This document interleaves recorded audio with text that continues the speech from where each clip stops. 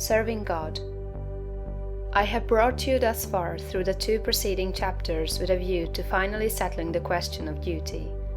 This is one that puzzles and perplexes very many people who are earnest and sincere, and gives them a great deal of difficulty in its solution. When they start out to make something of themselves and to practice the science of being great, they find themselves necessarily compelled to rearrange many of their relationships. There are friends who perhaps must be alienated. There are relatives who misunderstand and who feel that they are in some way being slighted. The really great man is often considered selfish by a large circle of people who are connected with him and who feel that he might bestow upon them more benefits than he does. The question at the outset is it my duty to make the most of myself regardless of everything else? Or shall I wait until I can do so without any friction or without causing loss to anyone? This is the question of duty to self versus duty to others. One's duty to the world has been thoroughly discussed in the preceding pages, and I give some consideration now to the idea of duty to God. An immense number of people have a great deal of uncertainty, not to say anxiety, as to what they ought to do for God.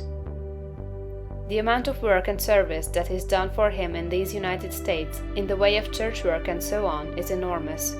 An immense amount of human energy is expended in what is called serving God.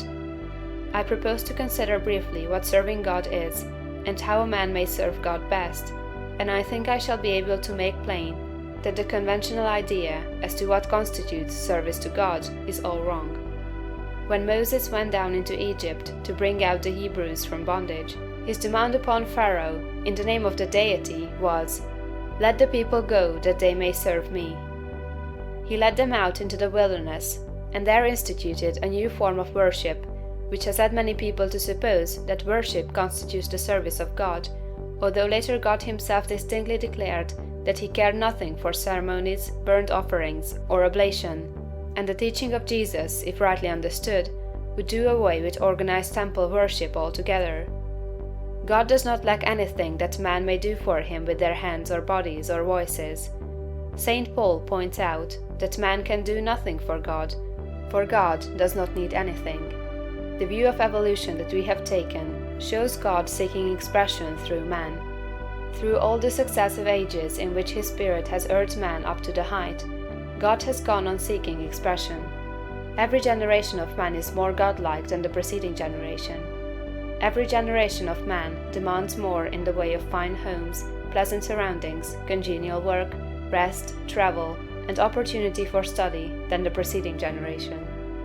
I have heard some short-sighted economists argue that the working people of today ought surely to be fully contented because their condition is so much better than that of the working man 200 years ago, who slept in a windowless hut on a floor covered with rushes in company with his pigs.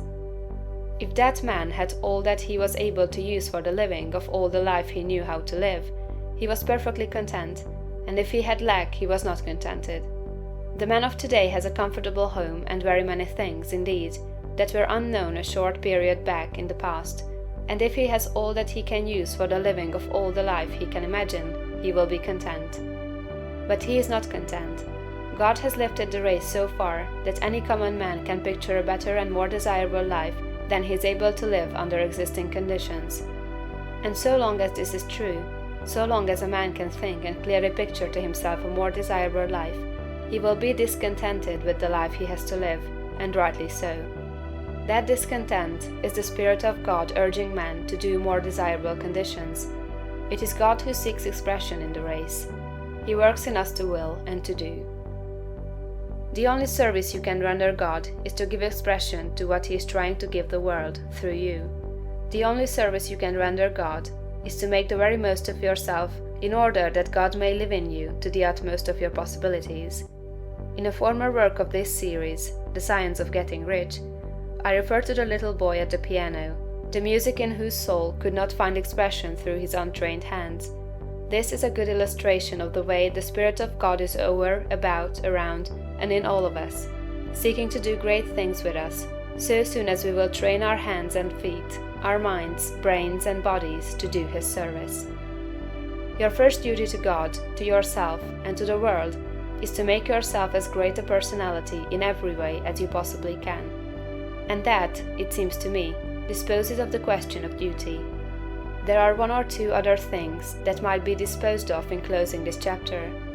I have written of opportunity in a preceding chapter. I have said, in a general way, that it is within the power of every man to become great, just as in the science of getting rich, I declare that it is within the power of every man to become rich. But these sweeping generalizations need qualifying.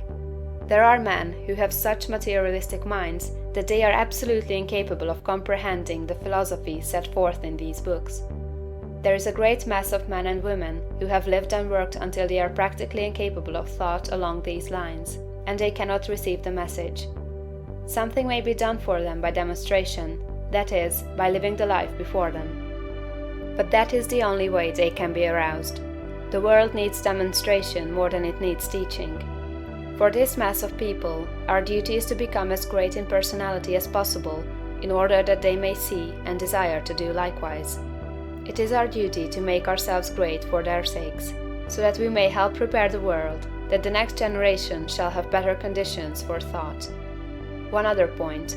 I am frequently written to by people who wish to make something of themselves and to move out into the world, but who are hampered by home ties, having others more or less dependent upon them, whom they fear would suffer if left alone. In general, I advise such people to move out fearlessly, and to make the most of themselves. If there is a loss at home, it will be only temporary and apparent, for in a little while, if you follow the leading of spirit, you will be able to take better care of your dependents than you have ever done before.